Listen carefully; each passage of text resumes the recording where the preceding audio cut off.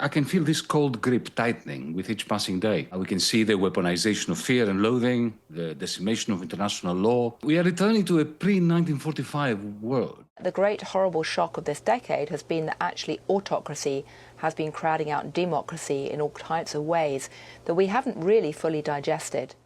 Yanis Varoufakis, Gillian Tett, hello to you both. Thank you for being with us. Thank you for having us. Great to be with you. Now, earlier this year, the former head of MI6, Sir Alex Younger, told us on Newsnight that we have entered a new era of international relations, driven mainly by Donald Trump and Vladimir Putin. I wanted to ask you both, Yanis, is he right? And if he is, what are the consequences of that?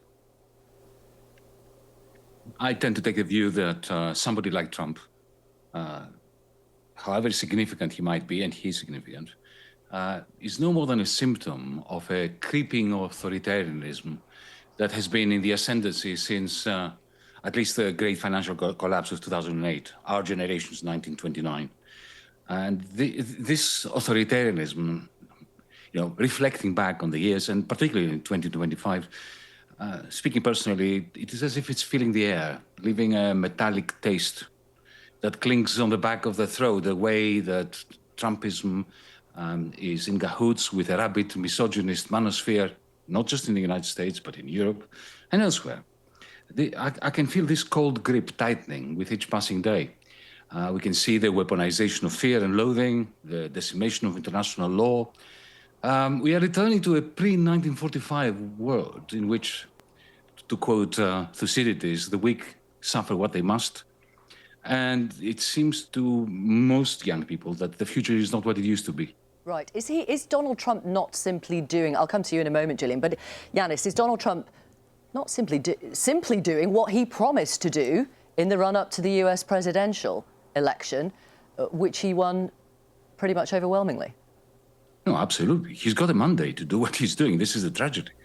But that doesn't stop this parallelism, which I feel in my bones, between what the strongmen of the mid-war period in the 1920s were doing. They never hid their ill intent, and still they gathered power and support amongst populations that had lost hope. So this hopelessness that had begun in earnest in 2008 with our generation's 1929, the failures of the center-left, the failures of the left, including myself, has paved the ground for these people to advocate for misanthropy and win elections.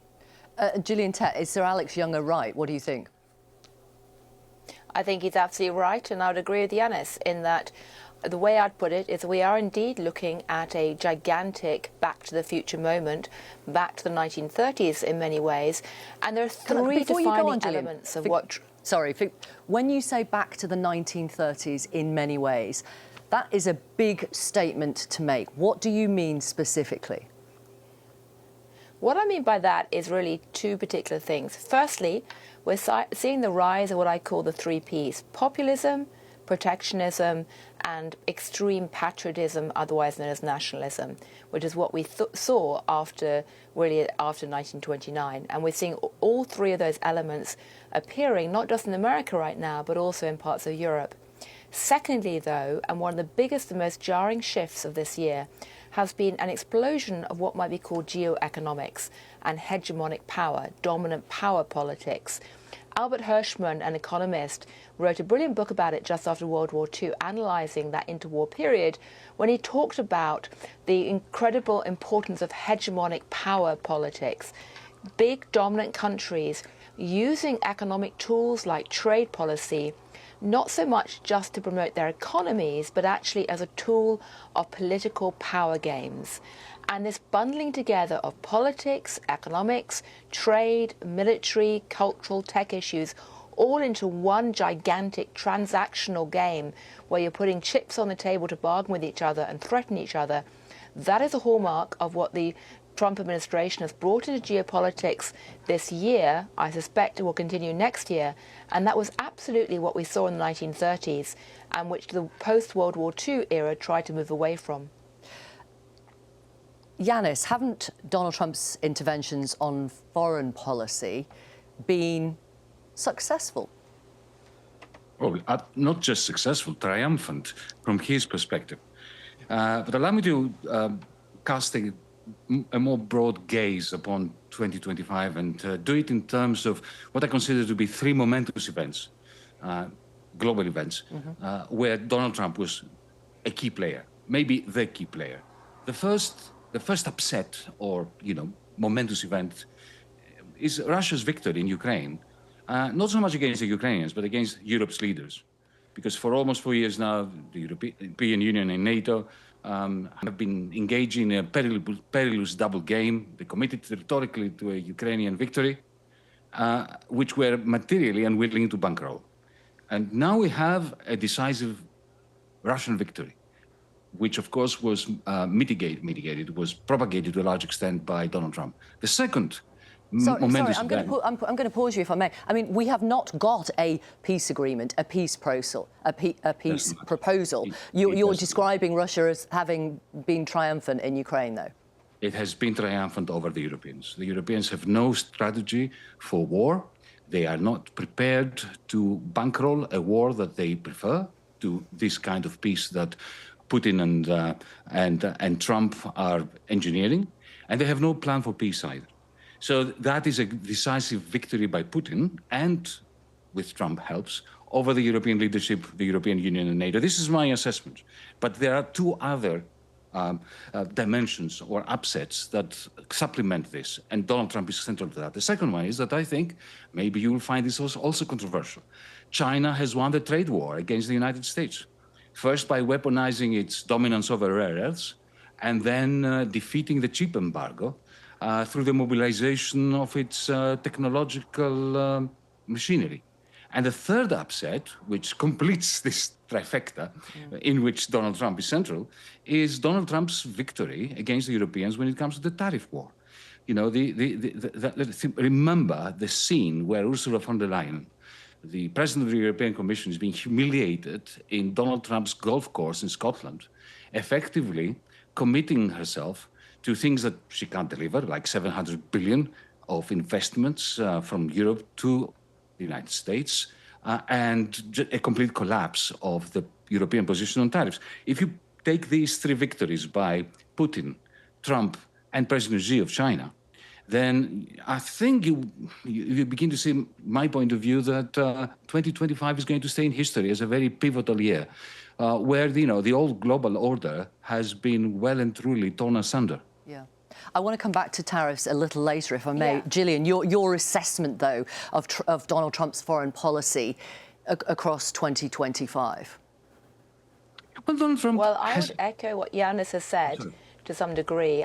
2 points I'd make, though, is Anne Applebaum wrote an excellent book recently, The Commentator, pointing out that we all thought after the collapse of the Berlin Wall that essentially we were entering an era where democracy crowded out autocracy, in the sense that gradually the Western democratic countries would convert the rest of the world to the way of operating.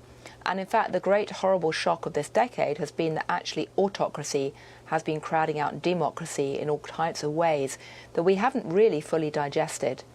And the reality is we're entering a period of time when, if you accept this concept of hegemonic power politics, and hegemonic power politics is a posh word for dominant global power politics, essentially China has hegemonic power, global dominance, by virtue of the manufacturing systems it controls, because it has all kinds of sway over key choke points over things like rare earth minerals. America has hegemonic power because the dollar is reserve currency, and essentially it makes America dominant in global finance. Each side is trying to undermine the other's hegemonic power right now. And tech hegemony, in my view, i.e. digital hegemony, is still being contested between the two. And when you look at the world in that framing, you realize what's really going on here, which is China and America are battling for control. Russia, in some ways, is a side player, although parts of the American establishment seem minded to cede European affairs, partly to Russia, partly to the EU, in a kind of battle between them. But it puts countries like the UK and EU in a very weak position, because it really is about hegemonic power, and the UK and Europe doesn't really have that right now. Before we move on to talk further about tariffs and economies, I just want to ask you, Yanis, you talked about masculinity at the beginning of this conversation, and you believe that that is driving a lot of policy on the international stage. Why do you think that is? I will go back to what Gillian said before, the comparison of our era with that of the 1930s, because masculinity was part and parcel of the rise of fascism in the 1920s and 1930s. Think of Mussolini, think of Hitler, think of the idea that the body politic was somehow infected by impurities that had to be cleansed. And part of those impurities had to do with women entering the workforce, not staying at home, a rabid misogyny. So, one Donald Trump is saying, I'm going to make you great again as long as you hand over to me your voice, as long as you forget about having your own voice, as long as essentially you empower the great man in order to do two things. Firstly, to project power, masculine power internationally, and secondly, to cleanse the body politic of the United States from trans people, from feminism, from everything that has stopped America from being great in his own deluded mind. America was once great and he's going to make it great again. But this is, the proto-fascism of the 1930s. You can hear it in the language of Viktor Orban in Hungary. You can hear it in the language of Le Pen, of Jean Bardella in France. There is a pattern here, and I think it really is. Maybe you will, accuse me of being an economist and of being economic-y in my thinking, but it all begins with Wall Street collapsing, and then austerity for the many, creating discontent, the left failing to harness this discontent into a humanist project, and then the right comes with this combination of misogyny, the manosphere, and authoritarianism to take over. Of course, the moment they take over, they start betraying even the working class men that have lured into their alliance. Right. But then it's too late. Yanis, is it a failure of the left to keep calling Donald Trump a fascist? Doesn't that cement his support with those who voted for him? Well, calling a spade is always important. The problem with Trump is that he doesn't fit in exactly the fascist mold of the 1930s. I call him a proto-fascist, but I never insult, unlike Hillary Clinton, who called his base deplorables. I never believe that we of the left have the right to surrender all those people to fascism. My duty, as I see it, is to connect with them. Okay. Now, is this impeded by calling their leader a fascist? Maybe. But then a spade needs to be called a spade. Gillian, do come in. I was going to say, I'm very glad that Yanis raised a point about the obsessive use of masculinity as a kind of meme to project power on the part of the Trumpians and others, because it's much easier for a man to say that and be taken seriously rather than women at the moment. I mean, Yanis has written a book about all the women in his family who've been very strong influences on his own life. But I really would urge all the men who are horrified by this trend to stand up and call it out for what it is, which is at best an emphasis on masculinity, at worst sometimes outright misogyny. And there are many aspects of this. I mean, there's a real focus on competition and aggression rather than empathy. There's a real focus on winner-take-all. There's a real focus on strength and purity and all of these memes, which again hark back to the 1930s. And this is something which is deeply disturbing, if not depressing, for anyone who fought for progress and more inclusion in the last few decades. Okay. Donald Trump would say progress involved his tariff policy. I want to ask you, Gillian, has the US tariff policy this year been a success for the American people? Well, it's been a success in the sense that it's changed the conversation around tariffs globally, and what economists call the Overton window, the framework of possible policy debate, has radically shifted. So that now tariffs are absolutely on the agenda, and it's forced other countries, like the European Union, to start thinking about retaliation or ways of defending themselves by essentially adopting, if you can't beat them, join them, approach to these policy making. So from that point of view, President Trump's tariffs have indeed changed the conversation. They've also raised quite a lot of revenue as a kind of stealth tax, which has helped reduce the deficit. And thus far, they've managed to not crater the economy, contrary to a lot of predictions from people. And while inflation is well above the Fed's target, partly because of the tariffs, in my view, inflation hasn't gone completely berserk either. However, what the tariffs have not done is force capitulation from countries like China. On the contrary, China's won a number of victories against America. And it certainly hasn't bolstered confidence in the American economy. On the contrary, you can see consumer confidence and business confidence really wobbling quite starkly. Inflation has crept up. And the other really important thing is it's not even clear whether tariffs are going to actually remain in place, because, of course, we have all manner of legal challenges against the tariffs right now. So at the beginning of 2026, it's possible that Trump may end up with a slightly black mark over the tariff policy because some of them are actually turned down or actually negated by his own Supreme Court.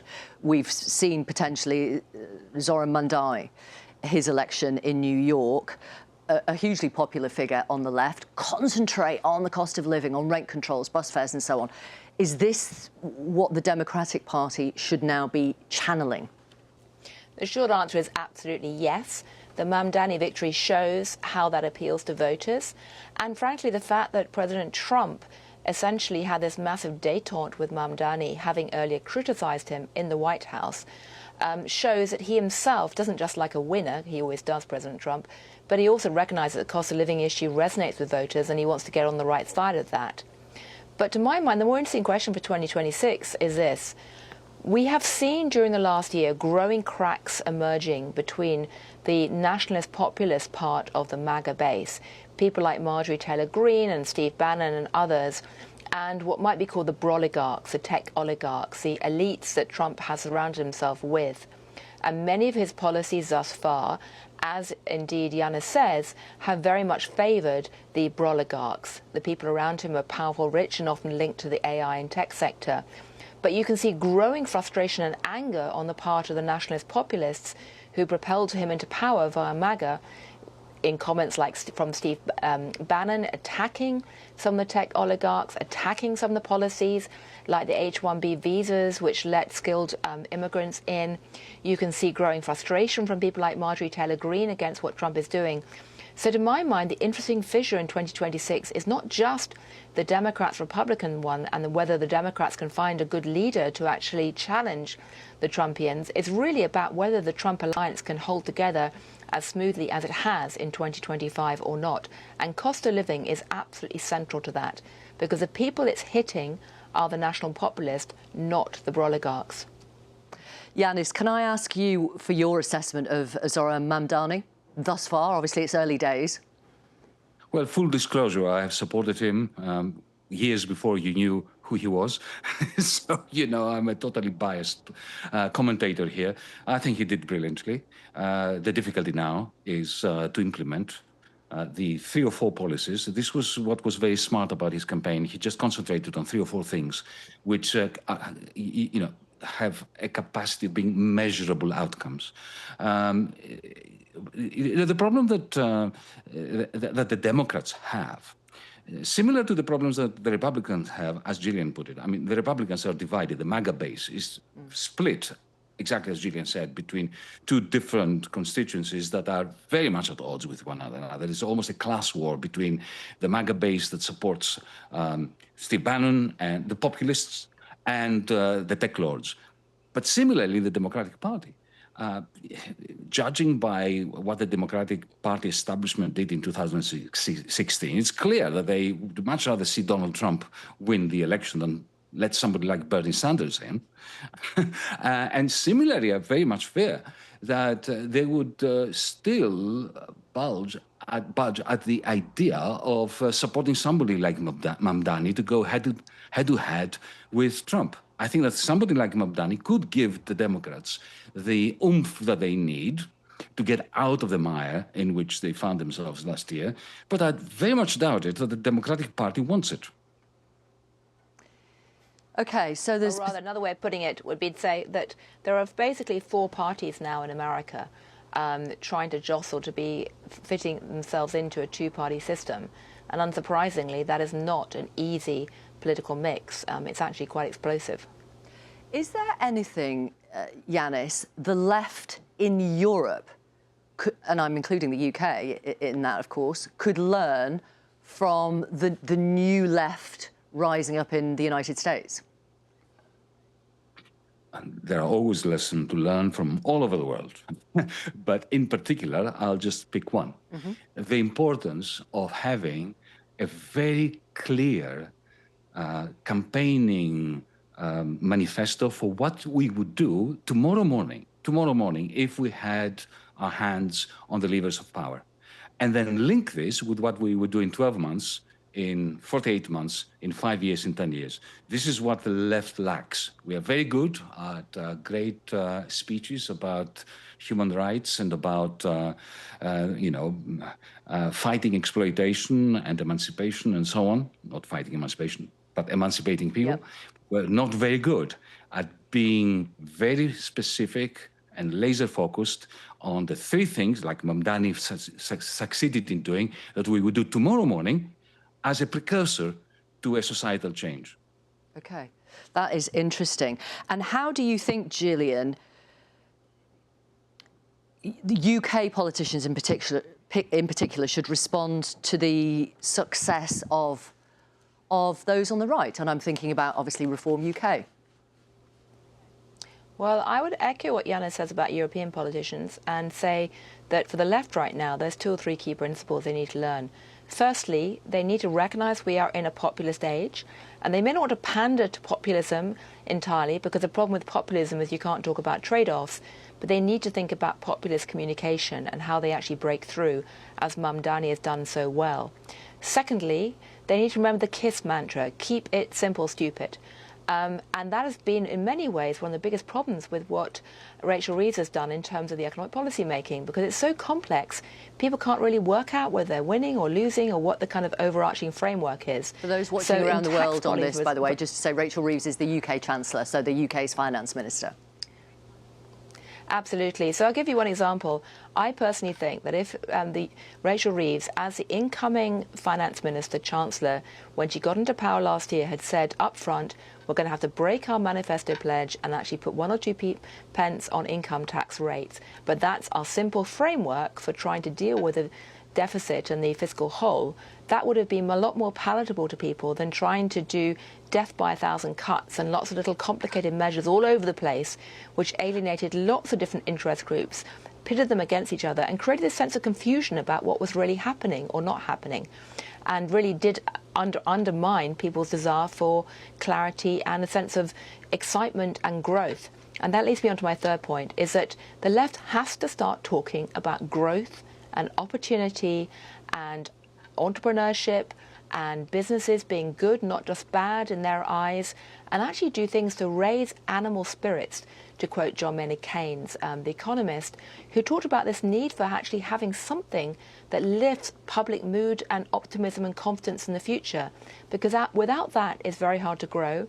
And without more confidence in the future and growth, you won't actually have a pie to distribute in the first place. I just want to pick you up on your suggestion that Rachel Reeves should have broken the manifesto promise. Months after pledging they would not raise income tax, you say that would have been better than what they have ended up doing. You will know from the Liberal Democrats between 2010 and 2015, they were in coalition government with the Conservatives. They broke their manifesto promise on tuition fees. They said they would scrap tuition fees. That didn't happen. And they were decimated in the 2015 general election. So electorally, they paid for breaking that promise. Absolutely, but the reality is that, first of all, it's a stupid pledge to have given on the campaign trail. But they did. Secondly, Labour came in on a... They did it, yeah. Labour came in on a landslide, and I personally think they could have weathered that. And they could have weathered that if there'd basically been a one-off measure to try and set Britain on a better fiscal path, to calm the bond markets down, and then going hand in hand with a package of measures to actually unleash growth. Because what they needed to do was persuade employers to hire more people rather than tax measures they introduced which actually discourage employers from hiring people. They needed to, incentivize entrepreneurship, business creation. They needed to bring wealth creators to Britain and actually get the economy moving and a sense of optimism and excitement. And that didn't happen, and that's the tragedy. Yanis, next year is the 10th anniversary of Brexit. There's been quite a bit of talk about the UK moving closer to Europe, and certainly we've seen what the Labour government has called resets with the EU since they came to power. Where could that lead, do you think, potentially in 2026? Well, full disclosure to begin with, in 2015-16, I campaigned, along with many people in Britain, against Brexit. I'm saying this so the viewer knows where I'm coming from. Having said that, I think it would be suicidal now for Keir Starmer to reopen the Brexit question, primarily for one reason. Firstly, he doesn't have a mandate for it. He didn't campaign last time on this. Maybe he wants to put it forward for after the next general election, but that would be a mistake too, because the one claim to fame he has as an otherwise utterly unsuccessful prime minister is that he managed to secure a trade deal with Donald Trump, which is slightly better than that of the European Union. So either he has to say, look, I'm going to trust this because I want to go back into the customs union, because you can't be in the customs union and have the preferential tariff rates that Trump has granted you, or he can't have his cake and eat it. And I think that, to start this conversation now, when the European Union is in a state of serious disrepair, I was campaigning even after the Brexit referendum for Britain to, okay, you've decided to get out of the European Union, but at least stay in the single market. You know what? I cannot put my hand on my heart and say something similar now, because the single market is kaput, it's finished. We have destroyed it in the European Union. Since the pandemic, the French and German governments have done everything they could in order to dismantle it. Now we have a single market only in name. And more generally, we have a massive investment deficit in Europe. We are shrinking, we're stagnating. Volkswagen cannot sell cars, so it is passing on production lines to Rheinmetall to produce tanks that not even the Ukrainians want. We are borrowing through the nose 800 billion to buy these weapons, these armaments that are not even up to scratch for our defensive purposes. So to start a conversation today in Britain about reopening this very traumatic chapter of the European Union, given the state of disrepair of the European Union, and given his small success story in the trade deal with the United States, I think that would be suicide. I want to come back to you on you describing Keir Starmer as otherwise an utterly unsuccessful Prime Minister in just a moment. But Gillian Tett, what do you think this government, the UK government, could do to, as you put it, change the mood, to release those animal spirits? Well, I do agree that on the 10th anniversary of Brexit, it would be very hard politically for Keir Starmer to tie himself back again to the European Union, because the European Union does have a lot of problems.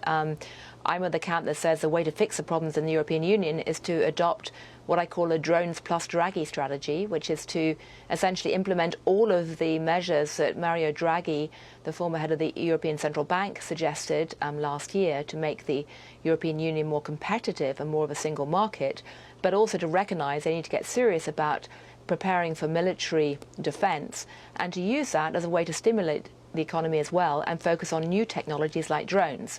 Right. But if the European Union doesn't do that, then I understand why the UK may not want to tie itself to the European Union that closely. But there are crucial things they could do right now without embracing a customs union that could be very beneficial, like a youth mobility scheme.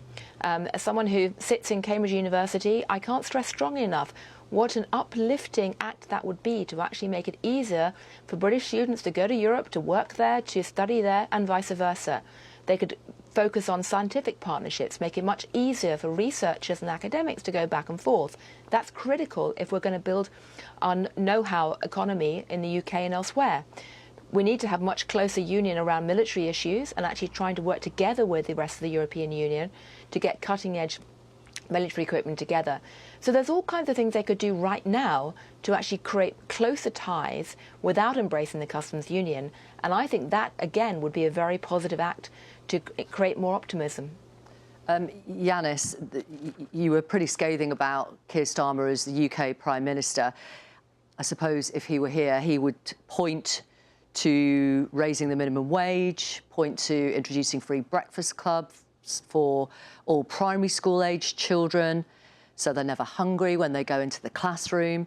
He would point to beginning to bring down the massive NHS waiting lists that we have here. He would point to taking 150 quid off people's energy bills, which are still high. That's from next April, and so on and so forth. Is that fair? Well, I don't feel like kicking a man when he's down, and he's clearly down. You can, of course, come up with a catalogue of small victories and some improvements, which I do not want to belittle. But nevertheless, when it comes to the big picture, he has failed in macroeconomic terms. He and Rachel Reeves have completely lost the plot. They have no plan, no understanding, no analysis of what the fundamental issue of the United Kingdom economy is. You have a lot of money in the United Kingdom economy. You are a rich country. You have massive liquidity, and you are failing spectacularly to convert it into productive investments. And he's got no idea of how to do this. Rachel Reeves going to the City of London and trying to, ingratiate herself with the people, with the bankers who are preventing this money from being used for good purpose is not going to help. On the question of migration, on the question of borders, on the question that empowers the racist forces which are pushing for Nigel Farage to move into 10 Downing Street, he has been a total moral failure. He has tried to counter this, the manosphere and the racism that is in the ascendancy with racism light, through performative acts of punishing refugees, but not as much as Nigel Farage would do it. When it comes to foreign policy, his shenanigans with Ukraine, this attempt constantly to go into bed with Emmanuel Macron and in a coalition of the willing when they are not prepared to put the money in, where their mouth is, when they have no plan for what they would recommend to Vladimir Putin if there is going to be a peace plan. And more generally, you can see from legislation that even Labour MPs have opposed, with the result that some of them were frozen out for a very long time, that, this is a Labour government that is far more interested in ingratiating itself to people that would never vote for it, and treat their own voters, especially the disabled and the needy, with a certain contempt that is coming back to bite them. OK, two things again. For fairness reasons, Nigel Farage would say he's not a racist. Keir Starmer would say he's been absolutely steadfast in supporting Ukraine and President Zelensky. And if it wasn't for interventions from people like Keir Starmer or Emmanuel Macron of France, then Donald Trump wouldn't still be here now, as precarious as it is, but wouldn't still be here now trying to get some sort of peace in Ukraine. And I would say that no racist I've ever come across in my quite long life by now has ever admitted to being racist. As for Keir Starmer's assistance to Ukraine, in my estimation, it's precisely zero. The only reason why it's not zero, is it? The UK has given billions of pounds in military aid to Ukraine, as well as expertise from our own armed forces. Militarily, yes. But in terms of getting to a place where Ukraine can be a sovereign country that can live in peace with its neighbours, the contribution of Britain, in the same way as the contribution of the European Union, has been a negative one. They have, for instance, They have prevented the peace process that started some time ago. They have obstructed it every bit of the way without having their own idea of what the peace process would be, except for demanding that Russia loses the war diplomatically when it is winning in the battlefields. Okay. They are not, you said that they're putting billions in it. How many billions? It is nothing. It's a drop in the ocean compared to the ambition of somebody like Keir Starmer and Emmanuel Macron to lead Ukraine to victory. OK, a final thought from both of you. Gillian Tett, what do you think could be the dominant theme of 2026? I think, once again, geoeconomics, the idea that economic policy making is now just a tool of political power. And that's very different from what we had in the previous few decades, where essentially we were all raised to believe that economics was something that sat in a bucket that was different from politics or culture or military issues or tech policy. Now it's all jumbled up together. The European Union is gradually realizing that. The UK is understanding that as well when it comes to dealing with Donald Trump. But we are in an age of geoeconomics. The unfortunate thing about geoeconomic policy making is it tends to be contagious. If one country like China or America is adopting it, it's very hard for others to resist that. And therein lies the huge challenge for both the UK and the European Union in 2026. And Yanis Varoufakis, what would you say could be the dominant theme of next year? Well, I think that the event in April when President Xi and President Trump are going to meet again to extend their temporary agreement, I think that will be the pivotal event of the year. But allow me, I need to make a comment to Gillian that, I spent my last few decades teaching students of economics that if you try to take the politics out of the economics, you end up with both very bad economics and toxic politics. So, this geopolitical, geoeconomic merging of political, cultural, and economic realities is essential for us to keep in mind, because if we don't, we end up with really bad politics and really bad economics. Is that fair from your point of view, Gillian? I would agree. I mean, one of the ironies, people used to talk about companies having to pay attention to stakeholders when it came to environmental, social and governance goals. Now that so-called ESG complex is very much being beaten back by the Trump administration. But that doesn't mean that stakeholderism is dead or that companies can go back to just caring about shareholders. In this new paradigm, they're having to worry about different types of stakeholders, like national security interests and right-wing cultural values and populism. And that's kind of scary. However, if the left is going to form a coherent riposte to the right now, they need to embrace stakeholderism in a kind of more positive way and talk about things like cost of living and societies, but also recognize the importance of national security interests as well. Because like it or not, that I think is a dominant theme of a world which is increasingly fractious and polarized and frankly increasingly dangerous too. Gillian Tett, Yanis Varoufakis, thank you both very much for talking to Newsnight. Thank you. Thank you.